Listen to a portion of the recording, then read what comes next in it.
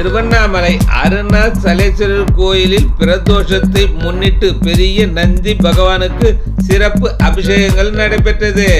திருவண்ணாமலை அருணாசலேஸ்வரர் கோயில் உலக புகழ்பெற்றது. இங்கு தினமும் ஏராளமான பக்தர்கள் வருகை தந்து சாமி தரிசனம் செய்கின்றனர். இங்கு கார்த்திகை மாத பிரதோஷத்தை முன்னிட்டு பெரிய நந்தி பகவானுக்கு பால், தயிர், பன்னீர், சந்தனம் உள்ளிட்ட திரவிய பொருட்களால் சிறப்பு அபிஷேகம் செய்யப்பட்டு சிறப்பு அலங்காரம், சிறப்பு ஆராதனை நடைபெற்றது. இதில் ஏராளமான பக்தர்கள் கலந்து கொண்டு நந்தி பகவானை வழிபட்டனர்.